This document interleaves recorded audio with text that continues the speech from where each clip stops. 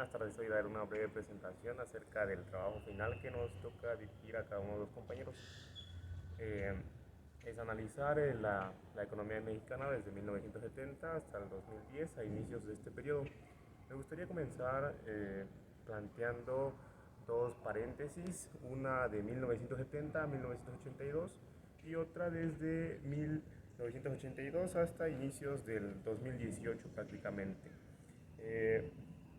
¿Esto por qué? Porque saliendo y partiendo de la idea de 1970, cuando se inicia y se da apertura a un modelo de desarrollo compartido, el cual buscaba distribuir las riquezas y los logros que había logrado el modelo de desarrollo estabilizador que se implantó en México de 1952 hasta 1970, que recordemos que fue el periodo del milagro mexicano que nos dejó crecer al país a tasas arriba del 6%, el 6.5% en términos anuales. Y con ello también se llevó a una enorme desigualdad en ingresos, eh,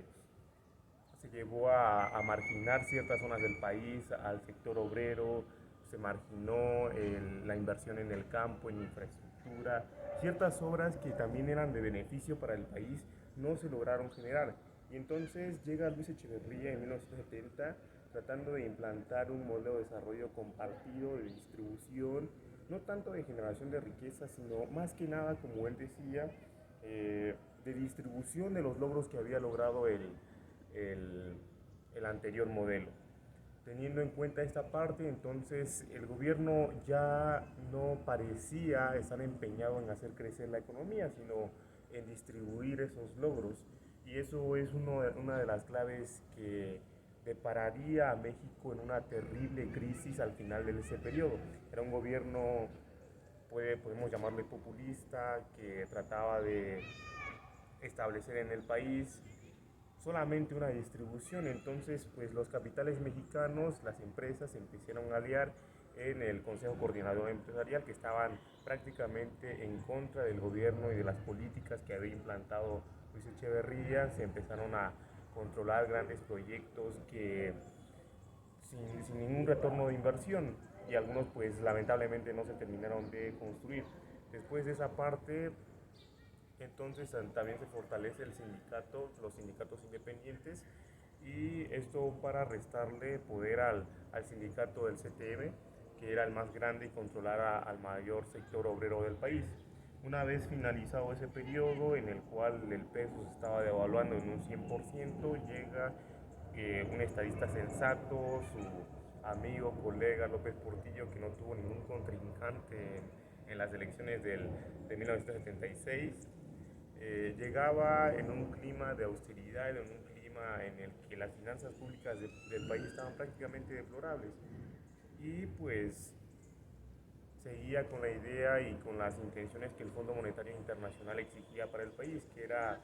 un crecimiento de un sexenio en tres etapas, un crecimiento de recuperación, otros dos de consolidación y otros dos de crecimiento acelerado. Sin embargo, los enormes yacimientos de petróleo del país empezaron a brotar, y más que nada el precio del barril con la guerra del Yom Kippur en 1973 logró que los países productores de petróleo, la OPEP, instauraran y impusieran un precio del barril sumamente elevado. Se cimentó la base de la economía en los ingresos petroleros. Sin embargo, es una cuestión totalmente irracional, porque como en los precios del mercado, como todos bien lo sabemos, hay altas y bajas, tiene ciclos, y eso fue lo que sucedió con el precio del barril del petróleo. Se cimentó la base productiva del país. Pemex se endeudó al término de su sexenio, tenía el 87% de sus activos prácticamente empeñados en pagar la deuda externa, el 25% de la deuda externa nacional estaba solamente consolidada en Pemex. Teniendo en cuenta esta parte, entonces podemos decir que fue un grave y un gravísimo error el hecho de que se hayan podido cimentar la base productiva en solamente los ingresos petroleros. Y es lo que, pues, ese es el periodo en que me gusta mucho analizar, porque es un periodo en el que se contrastan varias ideas. En 1988 y en 1982, cuando llega, irrumpiendo en una crisis el periodo de López Portillo, pues se da un clima de incertidumbre hacia el gobierno, un clima en donde se cree que el gobierno es un gobierno obeso, corrupto, ineficiente, que en sí lo era. Y pues terminamos por elegir a un gobierno liberal, a un gobierno neoliberal a partir de 1982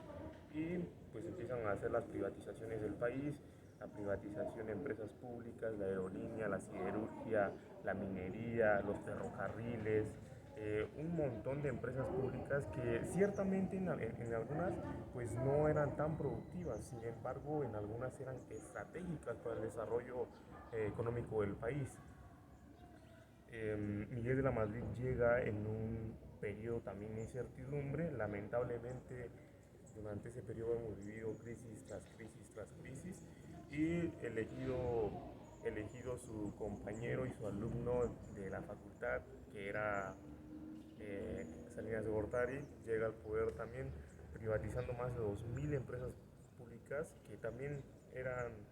pues ineficientes, corruptas y obesas, que para bien o para mal pues logró reducir la deuda externa del país con la venta de esas empresas de un 54% a un 22-21% sobre el Producto Interno Bruto que representaba la deuda externa. Es algo que se le puede aplaudir en esa parte. Sin embargo, la regulación de la institución bancaria, ese periodo, ese modelo monetarista más que nada,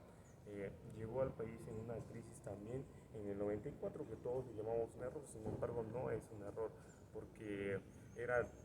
era la misma crisis que se venía arrastrando y aplazando desde la entrada de Miguel de la Madrid al poder y pues lamentablemente toca una crisis financiera en 1994 que para bien del contexto internacional no se expandió y para que no se expandiera pues también el gobierno estadounidense y trajo al país un modelo y un paquete económico de recuperación que también nos representó el 17% de la deuda externa que hasta el día de hoy seguimos pagando, lamentablemente, y que seguiremos pagando en próximos años. Una vez finalizado eso, el levantamiento del SKLN, las desigualdades estructurales del país, del mismo modelo, eh,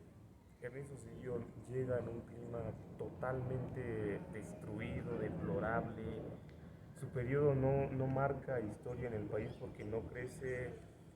puntos porcentuales del Producto Interno Bruto y para eso pues la democracia en el país retorna al gobierno a Vicente Fox, una persona poco preparada, una persona de igual forma populista, pudiera yo llamarle, pero hay que considerarle un punto a Fox que planteó en el país una reforma fiscal y una reforma hacendaria que en los últimos, que el último que lo había planteado era Echeverría y que pues nunca se llevó a cabo y es totalmente importante. En el país no hemos logrado y no se ha tenido la voluntad política para poder implantar una reforma fiscal que haga y que redistribuya la riqueza, que los contribuyentes a mayor nivel económico, a mayor contribución, no significa que mayor sea la forma de evadir y de eludir impuestos, sino que se tenga que pagar más para que de ahí se establezca el mecanismo de transferencia a los sectores económicos menos desarrollados del país. Claro, ese es un punto que se le puede brindar, sin embargo, pues también le toca un clima favorable en cuestión de ingresos petroleros. Vicente Fox y Calderón, gobiernos panistas que siguieron con la misma tradición del modelo económico neoliberal, como se ha llamado, tuvieron excedentes petroleros arriba de 120 mil millones de dólares. Y pues, sinceramente, creo que tenemos una escena de luz. Actualmente pasó la reforma. La verdad no, no me puedo imaginar en dónde se fue tanto dinero, sin embargo, pues también el abismo de la crisis del país llegó en el 2008-2009, en el periodo de la crisis inmobiliaria de Estados Unidos.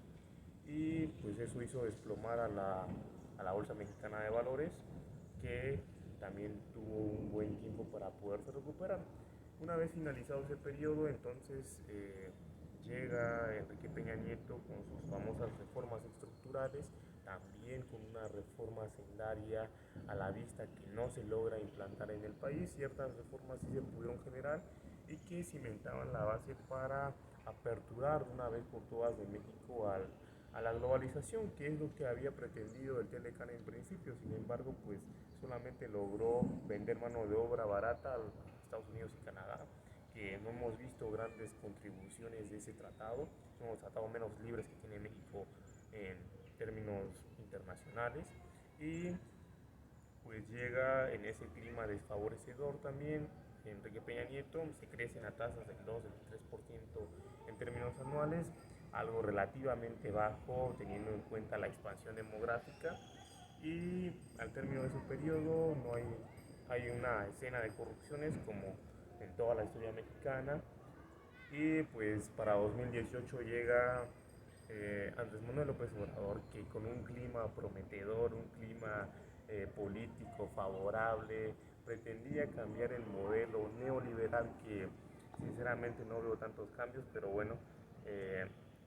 en el país no ha crecido en ningún punto porcentual desde la entrada de su periodo de gobierno. Lo que sí es que se han destruido los fondos de estabilización que se habían creado y que la propia Secretaría de Hacienda indica que tomarán 2 años para poder recuperar. Y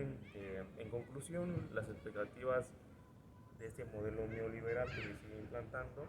considero que no son tan favorables teniendo en cuenta la presupuestación y los proyectos que se han venido aprobando en por lo menos los últimos 5 años. Unos presupuestos que